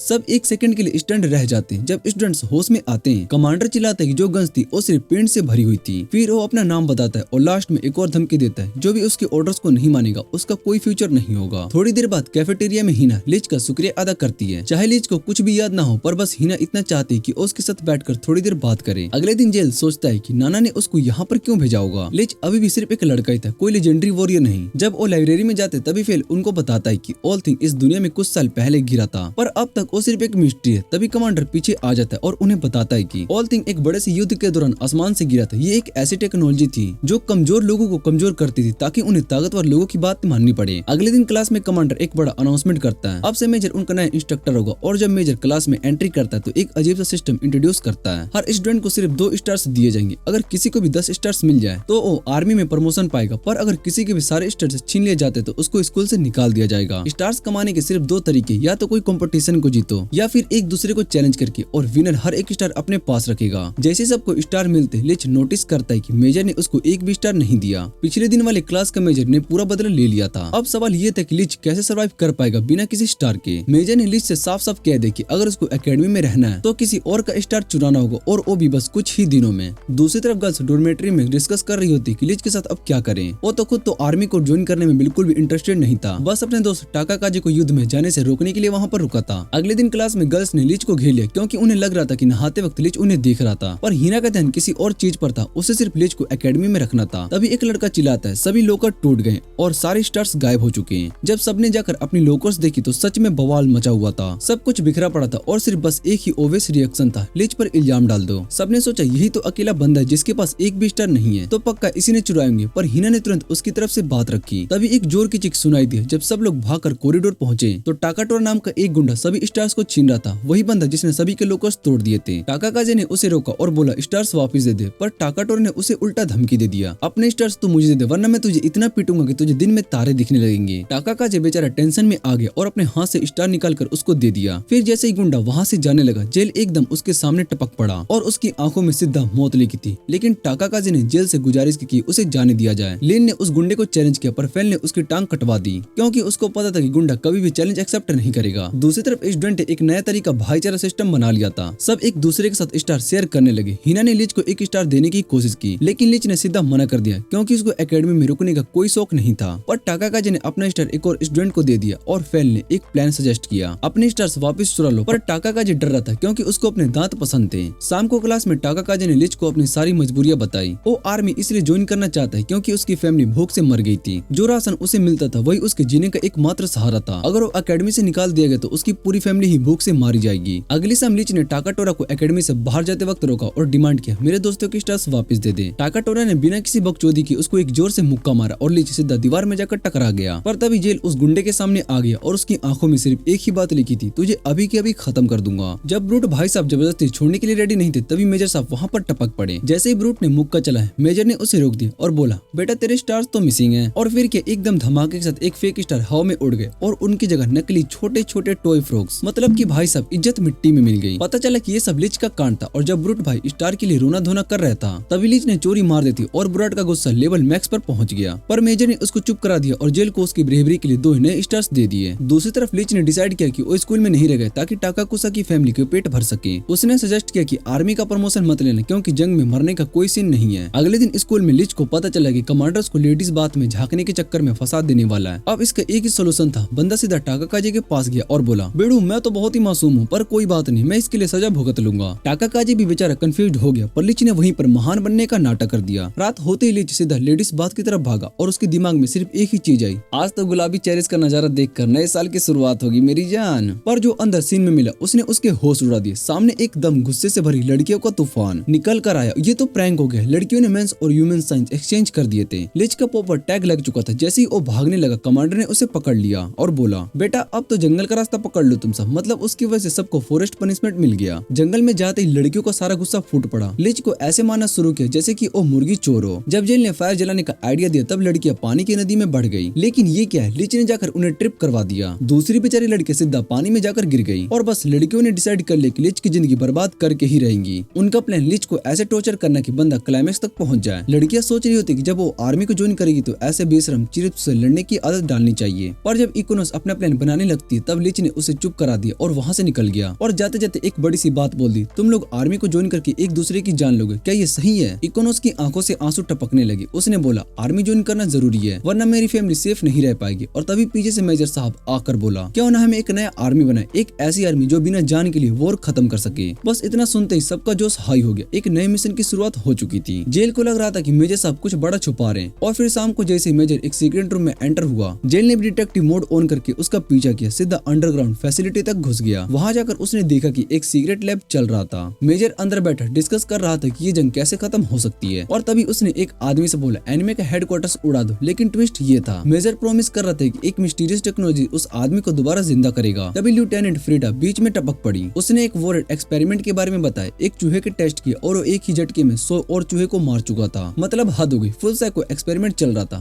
फ्रीडा ने बोला, अगर ये स्टूडेंट्स पे टेस्ट किए तो? मेजर बोला, नोप, थोड़ी तो इंसानियत बची थी यार। पर फिर भी उसका एक एक्सपेरिमेंट करने का मन था। उसने बोला, बैलेट लेकर आओ। और फिर जैसे ही बैलेट चूहे के बॉक्स में डाला, चूहा फुल LED बल्ब बन गया और एकदम चमकने लगा। सेलिंग तक उड़ गया और लैब के अंदर तबाही मच गई। पर मेजर ने एक ही सेकंड में फ्रीज करके चूहे का गेम ओवर कर दिया। जेल की तो फट गई। बंदा लिटरली शॉक लगाने के बाद वाली पोजीशन में फ्लोर पर लेट गया। लेकिन तभी एक लड़की आई और उसे उठाकर अपने रूम में ले गई। उस लड़की ने बोला, टेंशन मत लो, तू बस 1 मिनट में जा सकता है। और फिर एकदम स्टाइलिश तरीके से टेलीपोर्ट होकर अपनी क्लॉक दिखाई। जेल तो एकदम कंफ्यूज हो गया, तू है कौन? लड़की ने बोला, मेरा नाम नाना है और मैं 300 साल पुरानी हूँ। मतलब टाइम ट्रेवल का बहुत ही डेंजरस गेम चल रहा था। उसने बताया कि उसके पास फ्यूचर वाली नाना का लेटर आया था जिसमें लिखा था कि जेल आएगा और उसको उसकी मदद करनी पड़ेगी। उसने जेल को सच बताया, जब वो चीज अर्थ पे क्रश हुई थी तभी कुछ पावरफुल लोग उसकी एनर्जी से अट्रैक्ट हो गए थे। मेजर भी वही एनर्जी टैप कर रहा था और ओवरपावर्ड ह्यूमन क्रिएट करने का सोच रहा था। बच्चों पे एक्सपेरिमेंट्स चल रहा था पर सिर्फ नाना ही जिंदा बची थी और बाकी सभी खत्म कहानी। और अब उसका अगला टारगेट लीच था। जेल ने सोचा क्या फ्यूचर वाली नाना ने मुझे ये सब रोकने के लिए पास्ट में भेजा है, क्योंकि फ्यूचर में लीच एक डेंजरस टेरिमिनेटर बन चुका था। पर छोटी नाना शोर नहीं थी, क्योंकि अगर जेल ने कुछ बदल दिया तो पूरा फ्यूचर ही खत्म हो सकता था। इसलिए उसने एक नया ड्राइव दिया जो फ्यूचर वाली नाना ने भेजा था। उसमें लिखा था कि जेल को पास्ट में क्या करना है। जाने से पहले जेल ने बोला, मैं तुझे यहाँ से बचा कर लेकर जाना चाहता हूँ। पर नाना ने मना कर दिया और बोला, मैं यहाँ पर रहूंगी वरना फ्यूचर की बैंड बच जाएगी। लेकिन जेल का लॉजिक क्लियर था, अगर फ्यूचर को चेंज करना है तो तुझे बचना भी तो जरूरी है। पर नाना अपनी जिंद पर टिकी रहती है। जेल वहाँ से निकल गया और जैसे ही एविएटर तक पहुंचा उसके पीछे से कमांडर आया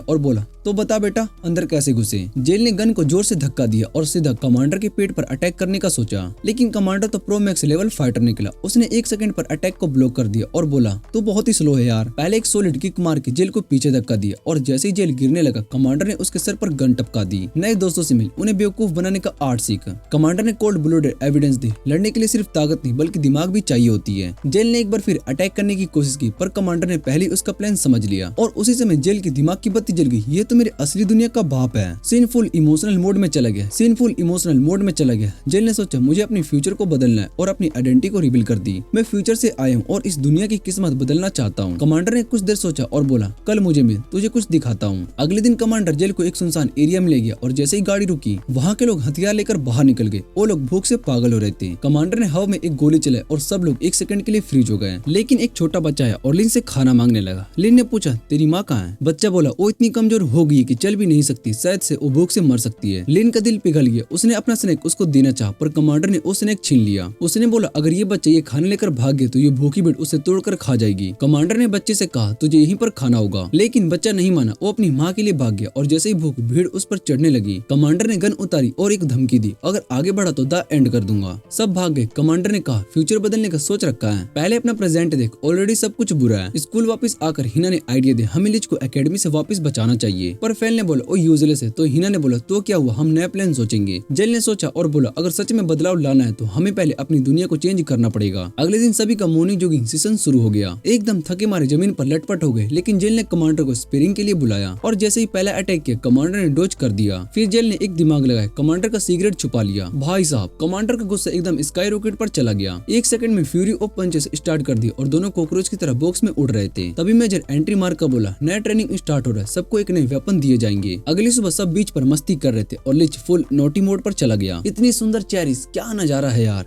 मेजर ने एक न्यू कॉन्टेस्ट अनाउंस किया, फ्लैग्स चुराओ और जीतो और सपोर्ट के लिए वाटर गन्स भी मिलेंगी। लेकिन कॉन्टेस्ट शुरू होने से पहले लिच ने ये कहा कि उन्हें अपने हथियार छोड़ देने चाहिए, क्योंकि उनके हिसाब से वो बैटलफील्ड पर आने वाले दोस्तों से बात करके सब कुछ हल कर सकते हैं। जैसे ही कॉन्टेस्ट शुरू होते वो अपना झंडा लेकर भाग जाते हैं और दूसरी टीम उनके पीछे भागती है। जब दूसरी टीम जीत जाती, लिच वापस आकर अपना झंडा जीत लेता है। अगले राउंड में उन्हें टाकाटोरा की अगुवाई में उन्हें नए ग्रुप से टकराना पड़ता है और फिर से भागकर झंडा लेने निकलते हैं। लेकिन जब वो वापस आते हैं तो पता चलता है कि टाकाटोरा ने खुद झंडा ले लिया है और उन्हें जीतने को एक भी मौका देने के लिए तैयार नहीं है। जैसे ही वो फिर से भागते हैं, टाकाटोरा उन्हें मारने लगता है। इसके बाद हम लिच को एक पहाड़ पर देखते हैं और वो पहाड़ों में धकेलने का प्लान बनाता है। लेकिन जब वो डेड एंड तक पहुंचता है, टाकाटोरा ने उसे धमकी दी कि वो उसे एक कीड़े की तरह दबा देगा। लेकिन जैसे ही वो टाकाटोरा पर चार्ज करता है, वो एक डिच में गिर जाता है और टाकाकाजी को उनका झंडा मिल जाता है। उस रात उनकी टीम ने जीत कर जश्न मनाया और लिच को उनका नया लीडर बना गया। सीक्रेट लैब में कमांडर को बताया गया कि उनके एक आदमी को एक सीक्रेट मिशन पर मार दिया गया था। फिर इंडिया ने कहा कि वो स्टूडेंट्स पर नए एक्सपेरिमेंट करना शुरू कर दे, वरना उन्हें ये जंग हारनी पड़ेगी। लेकिन मेजर को उसकी बात पर गुस्सा आ गया और उसने अपने आसपास की आइस स्टेक्स को निकाल दिए। फिर इंडिया ने उससे कहा कि ओवरपावर्ड रैट्स बनाने का कोई फायदा नहीं और स्टूडेंट्स ही उनका बेस्ट ऑप्शन है। अगले दिन मेजर ने लिच को अपने ऑफिस बुलाया, जिसका मकसद उन्हें उनका ह्यूमन रैट बनाना था। जब स्टूडेंट्स को ये बताया गया तो उन्होंने सर्जरी को कैंसिल करने की रिक्वेस्ट की, लेकिन फ्रिंडा ने कहा कि ये सिर्फ एक जीतने का एक ही तरीका है। लिन ने लिच से पूछा कि उसने लैब रैट बनने का फैसला क्यों किया, तो उसने जवाब दिया कि वो जंग में जान बचाने की कोशिश कर रहा था। उस रात हिना ने कहा कि उन्हें सर्जरी को होने से रोक देना चाहिए, लेकिन जेल ने कहा कि अगर ये होता है तो उनका पूरा शहर बदल जाएगा और उनका शहर एग्जिस्ट ही नहीं करेगा। अगली सुबह उन्होंने लिच को अलविदा कहने का फैसला किया और डर था कि वो वापस न आ जाए। जब वो जाने वाला था, लेन उसके पास जाने की कोशिश की, लेकिन फिर उसे जाने दिया। क्लास में हिना ने कहा कि उन्हें लिच के साथ रहना चाहिए, सर्जरी के बाद उनकी मदद करनी चाहिए ताकि वो अपने शहर के लिए टर्मिनेटर न बन जाए। जेल ने उसके प्लान से सहमत होते हुए कहा कि वो एक मास्क पहनने की बात को टाल सकता है। तभी उन्होंने हेलीकॉप्टर को स्कूल की तरफ आते हुए देखा और फौरन उन्हें मिसाइल से उड़ा दी, स्कूल को उड़ा कर रख दिया। जल्दी सोल्जर्स ने स्कूल पर हमला कर दिया और हर किसी को मार देने का इरादा किया। टाकाटोरा ने एक सोल्जर को जमीन पर गाड़ दिया और सोना ने कहा कि वो अपने आप को बचाए और सबको मिटा दे, लेकिन वो इतनी डरी हुई होती है कि वो हिल भी नहीं पा रही होती। तो सोल्जर ने उसे पकड़ लिया और मारना शुरू कर दिया। तभी एक स्मोक बम फटती है और दूसरे सोल्जर के सामने। जेल उस धुएं में दौड़ते हुए दो सोल्जर्स के पास पहुंच गया और टाकीकाजी ने लास्ट वाले को काट दिया। दो दुश्मन स्मोक के बीच से निकल गए, लेकिन कमांडर ने उन्हें एक ही शॉट में खत्म कर दिया और स्टूडेंट्स को भागने का मौका मिल गया। स्कूल के अंदर फ्रिंडा ने कमांडर को बताया कि लिच सर्जरी से मरने वाला है। क्योंकि उनके पास पावर नहीं थी तो स्टूडेंट्स ने बैकअप जनरेटर ढूंढने का फैसला किया। जैसे ही वो कॉरिडोर से दौड़ रहा था, एक और दुश्मन उसके सामने और कमांडर ने उसे कुछ शॉट्स मार दिया। जब एक और दुश्मन दिखाई दिया, टाकाकाजी उसे मारने के लिए दौड़ा और कमांडर ने लास्ट वाले को भी मार दिया। बाहर कमांडर ने एक और सोल्जर पर फायर किया और अगली बिल्डिंग की तरफ दौड़ा। जब इकोनोस एक सोल्जर से लड़ रही थी, तब एक और ने पैर पर गोली मार दी, लेकिन एक स्टूडेंट उड़ता हुआ दुश्मन को पंच मारा। हिना ने उसकी चोट को देख लिया और इलाज करने का फैसला किया और लड़कों ने कहा कि रीजनरेटर ढूंढो। स्कूल के एक और हिस्से में कमांडर ने एक बोर्ड विंडो से बाहर फेंका, लेकिन जैसे ही वो गिरता है। बुलेट्स ने उनको छन्नी छन्नी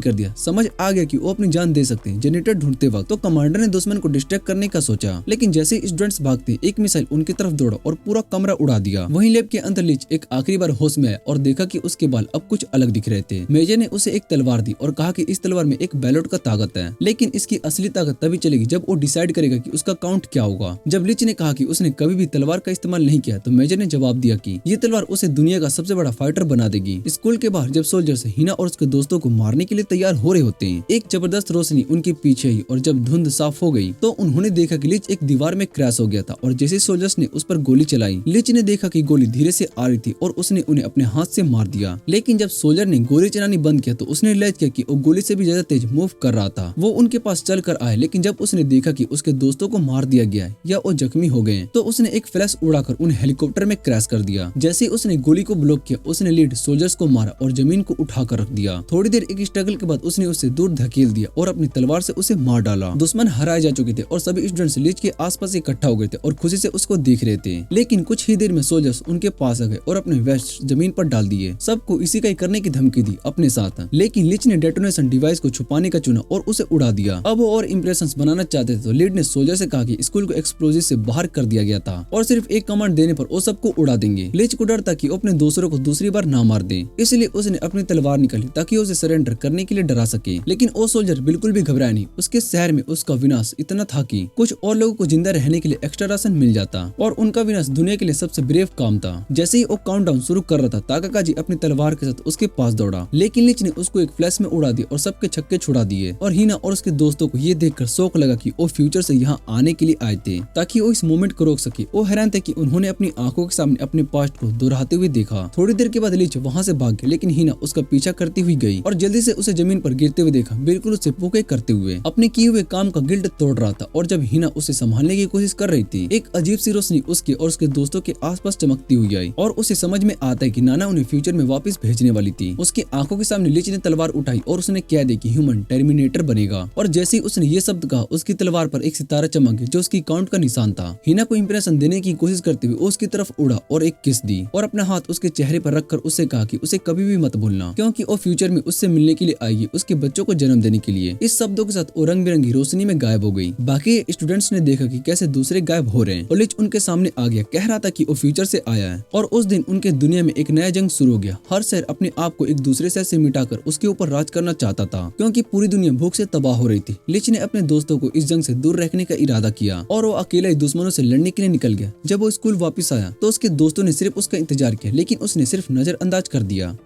जंग का मैदान लहू से भरा था और उस मैदान का एक ही राजा था, लीच, एक ऐसा योद्धा जो अपने हाथों से 1000 से ज्यादा सैनिकों को मिट्टी में मिला चुका था। और ये जीत नहीं थी, ये सिर्फ एक ना खत्म होने वाला बोझ बन चुका था जो हर दिन उसके दिल और दिमाग को तोड़ रहा था। उसी दौर एक दिन जब वो नदी के पास अपनी थकान धोने आया तो नाना उसे मिली। पहले अनजाने थे, पर धीरे धीरे दोनों के बीच में दोस्ती बन गई। किताबें पढ़ना, वक्त बिताना, नाना ने उसे अपना भाई मान लिया, क्योंकि उसके जीवन में सिर्फ तन्हाई थी। वो हर दिन उसे मिलने का इंतजार करती थी। पर जंग सिर्फ जमीन पर ही नहीं, इंसान के अंदर भी खेली जाती है और वक्त के साथ लीच भी बदलने लगा। हर जंग में नए जख्म और नए दुश्मनों की चीखी। उसका चेहरा धीरे धीरे एक अजीब सी निर्दयता से भरने लगा। वो जो पहले इंसान हुआ करता था अब सिर्फ एक लड़ने की मशीन बन चुका था। एक शाम कुछ लड़कियों ने कोशिश की शायद से वो फिर से पहले जैसा हो सके, पर लीच ने बस उनकी तरफ देखा भी नहीं। वो बिना कुछ कहे वहाँ से चला गया, जैसे कि उसके अंदर कोई एहसास ही नहीं बचा हो। उसके दिमाग में बस एक ही चीज थी, युद्ध का अंत, चाहे अब उसके लिए उसको अकेला ही क्यों न लड़ना पड़े। उसने दीवार से एक मास्क उठाया और फिर एक नए जुनून के साथ मैदान में उतर गया। तलवार की एक एक वार में दुश्मनों को सफाया करता गया, पर उसके साथ ही अब इस राह पर चलना चाहते थे। उन्होंने मेजर से कहा कि उन पर भी एक्सपेरिमेंट किया जाए जो कि लीच पर किया गया था, ताकि वो भी उनके साथ लड़ सके। और फिर 4 नए योद्धा पैदा हुए। Takakaji, ace of sudden strikes, Takatora, ace of heavy strikes, Sona, ace of pursuit, commander, ace of explosive strikes. जब लीच एक और जंग के लिए निकल गया तो टाकाकाजी और सोना उसके साथ जाने के लिए आ गया है, पर लीच ने अपनी तलवार खींच ली और एक पल में उन्हें धमकी दे दी। अगर किसी ने भी उसकी राह रोकी तो वो बिना सोचे समझे उसका भी अंत कर देगा। उसके दोस्तों ने सिर्फ उसे जाते हुए देखा, एक ऐसी छाया जो कभी कभी इंसान थी, पर अब सिर्फ एक मौत का सौदागर बन चुकी थी। मेजर के ऑफिस में फ्रिंडा ने एक नया प्लान सजेस्ट किया। दुश्मन देशों पर हमला करो, उनकी बैलेट्स छीन लो, क्योंकि उनके अपने शहरों में खाना खत्म हो रहा था। उनका सपना था एक ऐसी शक्ति जो दुनिया के ऊपर डिज्नीलैंड बना सके। मेजर ने उसका ये प्लान मान लिया। लिच के दोस्तों को जंग के मैदान में भेज दिया गया, पर जब लिच ने ये सुना तो वो गुस्से में एक जुनूनी राक्षस बन गया। उसने अपनी तलवार खींच ली और अपने ही दोस्तों पर वार कर दिया ताकि जंग से दूर रहें। दो लड़कों ने उसे रोकने की कोशिश की, पर लिच ने उन्हें एक ही झटके में हटा दिया और सोना के हाथ को काट दिया। उसके दोस्तों ने समझ लिया कि अगर उन्होंने उसकी बात नहीं मानी तो वो उन्हें भी नहीं छोड़ेगा, और इसी वजह से उन्होंने अपने कदम पीछे कर लिए। शायद एक दिन लिच वापस अपना पुराना रूप पा सके। कुछ साल बीत गए, जंग खत्म हो गई, पर मेजर ने जो चाहा था वो पा लिया। हर बैलेट्स को छीन ली। अब उसके पास वो शक्ति थी जो दुनिया को नए तरीके से बनाने वाली थी। एक नई जंग की शुरुआत हो रही थी, पर लिच के लिए ये सिर्फ एक ऐसा सफर का अंत था जो कि उसने शुरू ही नहीं किया था। जमीन की तहरीन हिली और धीरे धीरे कुछ टुकड़े आसमान की तरफ उड़ने लगे। ये नए द्वीप थे जो कि आसमान में तैर रहे थे, पर ये नए शहर अपनी ताकत नीचे की दुनिया से खींच रहे थे। खाना, ईंधन, सब कुछ।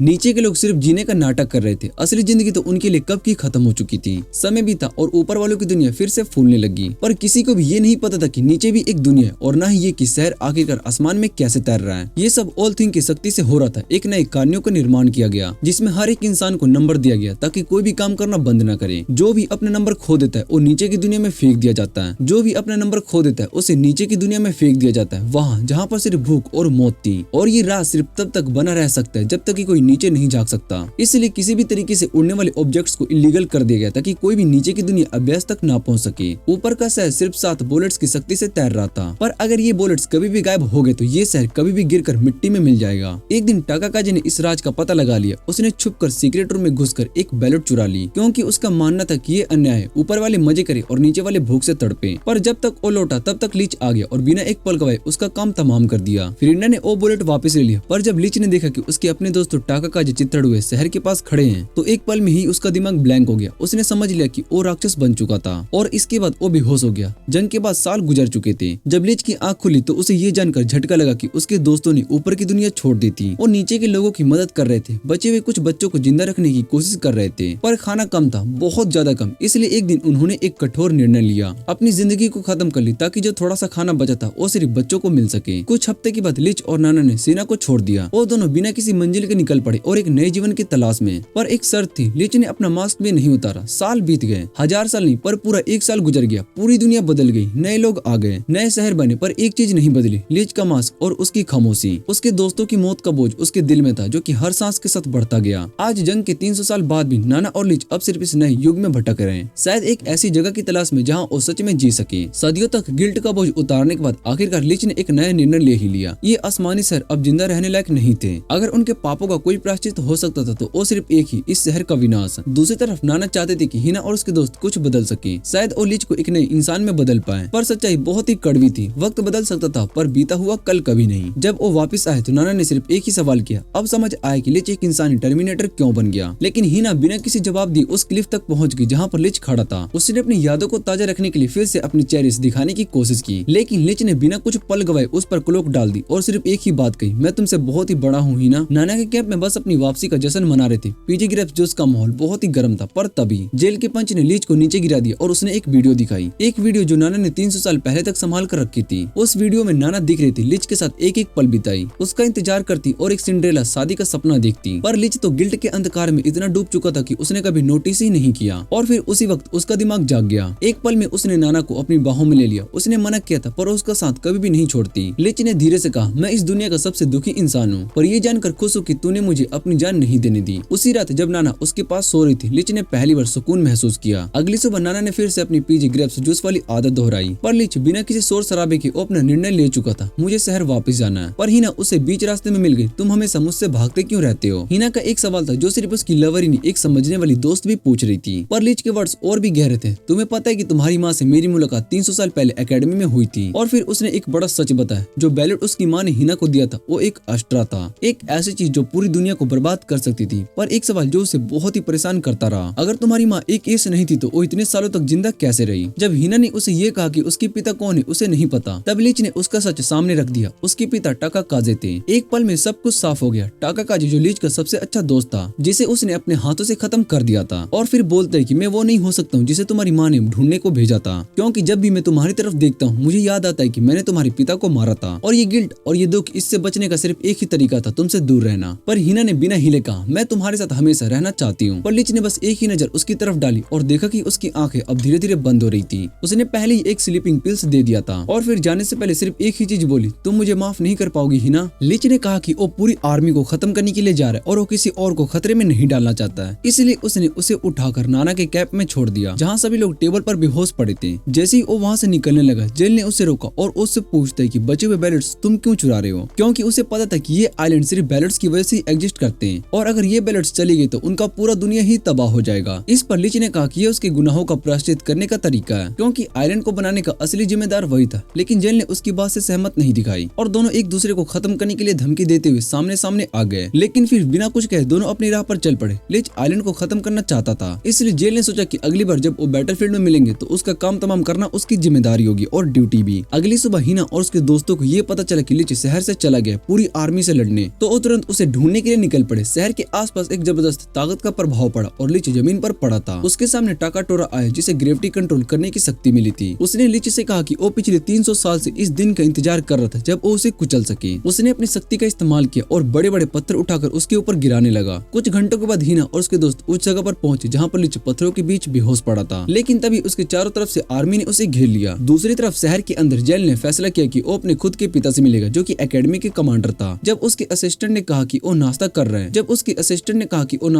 हैं, जेल ने सीधा दरवाजा तोड़ दिया जो कमांडर के सर पर गिर गया और उसे लड़ने के लिए चैलेंज कर दी। जैसे ही जमीन से चीजें उभरने लगी, जेल ने एक तुरंत मौका लगाकर उसकी तरफ भागा, लेकिन कमांडर ने उसका हाथ पकड़ लिया। जैसे ही जेल ने दूसरा बार करना चाहा, कमांडर ने उसे उछालकर दूर फेंक दिया। जेल दोबारा से उस पर हमला करने के लिए आया, लेकिन कमांडर ने उसे जोर का मुक्का मारकर उसे जमीन पर पटक दिया। फिर कमांडर उसके ऊपर पैर रखकर उसे कुचलने लगा, लेकिन जेल ने किसी तरह अपना मुक्का कमांडर के सर पर मार दिया। जब उसने एकेडमी में चैलेंज दिया था, तब से उसने सोचा था कि उसे एक नई स्किल मिलेगी जो कि भविष्य में काम आएगी, और अब उसे देखकर खुशी हो रही थी कि वो सच में काम आ गई थी। फिर जेल ने एक मेटल बीस्ट को बुलाया जो छत को तोड़कर अंदर आया और पूरा ऑफिस तबाह कर दिया। लेकिन जैसे ही जेल ने कमांडर की तरफ मुक्का चलाया, बीस्ट एकदम आगे आकर झलने लगा। कमांडर ने अपनी ताकतवर रिंग दिखाई और उसकी आग से जेल का पूरा यूनिफॉर्म जला दिया और उसे बेहोश कर दिया। अब जब उसके पास खोने को कुछ भी नहीं बचा था, तो कमांडर ने उसे अपनी कहानी बतानी शुरू कर दी। 300 साल पहले एकेडमी ज्वाइन करने से पहले उसकी एक फैमिली थी जिसे वो दिल से प्यार करता था। लेकिन एक दिन उसने देखा कि एक आदमी सिर्फ उनका खाना लूटने के लिए उनका कत्ल करके चला गया। गुस्से में कमांडर उस आदमी के पीछे लग गया और उसके घर तक पहुंच गया, जहां उसने बिना सोचे समझे उसका सर उड़ा देने की कोशिश की। लेकिन जब उसने देखा कि उस आदमी के पास एक कमजोर और छोटा बच्चा, तो उसने उसे जिंदा छोड़ दिया। उसने जेल से कहा कि वो उसे अपना बेटा मानता है और उसे बदले की आग में ना जाने की सलाह दी। इसके साथ ही ऑल थिंग ने उसका काउंट ले लिया और अब उसके पास सिर्फ एक ही काउंट बचा था, जो इसका मतलब ये था कि उसे पूरी यात्रा दोबारा शुरू करनी पड़ेगी। जब जेल ने उसे दूसरी बार चुनौती दी, तो कमांडर ने धमकी दी कि वो उसे एक बार कागज की तरह मिटा देगा। लेकिन जेल अपना अंतिम काउंट खोने से नहीं डरता था। उसके मन में एक सवाल उठ रहा था, उसने नाना से ये क्यों नहीं कहा कि वो उसे बीते हुए समय में वापस भेज दे, जिससे कि वो अपनी फैमिली को मिटने से बचा सके। लेकिन कमांडर जानता था कि अतीत में की गई एक छोटी सी बदलाव भी भविष्य को बर्बाद कर सकता है, और वो जो कुछ भी उसके पास बचा था उसको खोना नहीं चाहता था। इसलिए उसने जेल से कहा कि वो कभी वापस न आए। दूसरी तरफ हिना और उसके दोस्तों की आंखें एक अंडरग्राउंड सेल में खुली, जहाँ टाकाटोरा ने उनसे सवाल किया कि उन्होंने अतीत में लौटने का फैसला क्यों नहीं किया, और फिर उसने अपनी ताकत उनके ऊपर छोड़ दी। लेकिन कुछ ही देर बाद मेजर वहाँ पर आ गया, जो इस बात से हैरान था कि उन्होंने वापस अतीत में आने की कोशिश क्यों की। उसने उन्हें बताया कि लीच के पहले दिन एकेडमी में ही तय कर दिया गया था कि एक दिन वो एक खतरनाक टर्मिनेटर बन जाएगा। उस दिन जब उसने एक सिर्फ लड़की के सहारे मेजर को धमकाया था और टाकाटोरा को नए इस एक्सपेरिमेंट पर काम करने के लिए कहा गया। लेकिन जैसे ही मेजर वहाँ से गया, एक अजीब शक्ल वाले आदमी ने एक सिपाही को रोका जो हिना को एक अजीब सा ड्रग देने वाला था, ऐसी ड्रग जो असाधारण शक्तियां दे सकता था। जब उस सिपाही ने जबरदस्ती हिना के मुंह में वो दवाई डालने की कोशिश की, तो टाकाटोरा गुस्से से भर आया। उसे पसंद नहीं था कि कोई और उसकी तरह शक्तियों से भरा हो, इसलिए उसने उस सिपाही पर अपनी ताकत तक छोड़ दी और छत तक उड़ा दिया। जाने से पहले उसने ये कह दे कि वही स्टूडेंट्स जो कि सालों से जंग में लड़े थे, सिर्फ वही सच में एस सोल्जर्स बनने के लायक हैं, और इस वजह से वो सभी को मिटा देना चाहता था। तभी दो सिपाही भागते हुए अंदर आए, लेकिन टाकाटोरा ने एक जोर का झटका मारकर उन्हें दूर कर दिया, और फिर एक सिपाही के ऊपर उसने पैर रख दिया, और फिर उसने एक झटका छोड़ दिया जो सीधा हिना की तरफ आ गया, और उसने उसके सभी शिकंजों को तोड़ दिया। उसने उन्हें तुरंत वहाँ से भागने के लिए कहा, लेकिन जैसे ही हिना ने अपनी लकड़ी उठाई, उसका बैग पलट गया और फिर उसका बैलेट जमीन पर गिर गया। ये देखते ही टाकाटोरा भी और ज्यादा गुस्से से भर गया और अपनी मैजिक का इस्तेमाल करके उन्हें फिर से जमीन पर गिरा दिया। उसका मानना था कि हिना बैलेट को लेकर आइलैंड को तबाह करने की तैयारी कर रही है, इसलिए उसने उन्हें तुरंत वहाँ पर खत्म करने की धमकी दी। जब लेन भागने की कोशिश कर रही थी, तो टाकाटोरा ने फिर से एक बार उसे नीचे गिरा दिया। ये देखकर फिल ने उसका ध्यान भटकाने के लिए उसका पैर पकड़ लिया और हिना ने भी उसे जोर से झटका दिया, जबकि लेन को कहा कि वो तुरंत लीच को ढूंढने के लिए भाग जाए। टाकाटोरा ने गुस्से से फेल को एक जोर का झटका लगा दिया जो सीधा दीवार से टकरा गया। फिर उसने हिना को उठाकर अपनी मुट्ठी में जकड़ लिया और कहा कि वो उसका अभी की अभी काम तमाम कर देगा। लेकिन तभी लेन इस अफरा तफरी का फायदा उठाई और वहाँ से तेज भाग गई। जैसे ही वो बाहर पहुंची, टाकाटोरा ने जमीन से बड़े बड़े पत्थर बुलाना शुरू कर दिए और लेन की तरफ फेंक दिए। एक बड़ा पत्थर उसके कंधे से टकराया और उसके पैर पर बहुत ही गहरी चोट लग गई। लेकिन लेन रुकने वालों में से नहीं थी। टाकाटोरा ने एक और पत्थर का वार किया और एक पत्थर तो उसके अंदर तक घुस गया, लेकिन फिर भी उसने किसी तरह अपनी आप को बचा लिया और वहाँ से भाग गई। टाकाटोरा अपनी तबाही से संतुष्ट था, इसलिए वो दोबारा अंडरग्राउंड लौट गया। वहाँ उसने हिना से कहा कि लेन बस कुछ ही देर में बेहोश हो जाएगी और अब वो उसकी अंतिम यात्रा की तैयारी कर सकते हैं। लेकिन हिना को विश्वास था कि लेन बचेगी। इस पर टाकाटोरा ने एक शर्त रखी, अगर लेन कुछ घंटों में वापस लौट गई तो वो सभी को जिंदा छोड़ देगा। तभी उसने अपनी ताकत से दीवार को तोड़ दी, जिसमें से नाना सामने आ गई। नाना वहीं पर थी और उसका इरादा था कि वो सभी को एक साथ खत्म कर दिया जाए। उधर लेन अपने घोड़े से गिर चुकी थी और उसके शरीर से इतना ज्यादा टमाटो से गिर रहा था, मतलब खून इतना ज्यादा बह चुका था कि वो मुश्किल से घसीटती हुई लिच के पास पहुंची। लिच बस बेहोश पड़ा था, ऐसा लग रहा था कि वो कभी जागेगा ही नहीं। रात होते होते लिन ने उसे होश में लाने की कोशिश की। डर ये था कि कहीं वो अगले कुछ महीनों तक सोया ही ना रह जाए, इसलिए उसने उसके मुंह में हवा फूकनी शुरू कर दी। लेकिन खुद उसका इतना ज्यादा खून बह चुका था कि बाद में वो भी थक कर लिच के सीने पर गिर गई और उसकी आंखों के सामने उसका पूरा जीवन गुजरने लगा। उसे दुख था कि वो लिच से ये कभी भी नहीं कह पाई कि वो हमेशा उसके साथ रहना चाहती है, लेकिन उसे उम्मीद थी कि जब वो जागेगा तो अपने दोस्तों को जरूर बचा लेगा। कुछ घंटों बाद जब उसकी आंख खुली तो उसने देखा कि शहर से कुछ लोग उसके आसपास खड़े हैं। उन्होंने उसके घाव पर पट्टी बांधी थी और वो खुश थे कि वो वापस से होश में आ गई। लेकिन जैसे ही उसने लिच की तरफ देखा कि वो अभी भी बेहोश था तो उसकी आंखों में आंसू बहने लगे। वो धीरे धीरे वहाँ से निकल गई। उसके सामने सूरज उग रहा था और उसके मन में सिर्फ एक ही बात चल रही थी, उसके दोस्तों की मौत अब निश्चित है। लेकिन जैसे ही वो गिरने लगी, लिच ने उसे थाम लिया। उसी वक्त टाकाटोरा भी सूरज की रोशनी को देख रहा था और उसने हिना और उसके दोस्तों पर अपनी ताकत छोड़ने का फैसला किया। जैसे ही उसने उन्हें जमीन में दबाने की कोशिश की, एक तेज सा आग उसके सामने आकर टकरा गया। धूल हटते ही सबने देखा कि वो लिच था जो कि सबको बचाने के लिए आ गया था। जैसे ही टाकाटोरा ने उस पर वार करना चाहा, लिच ने उसे शांत रहने को कहा,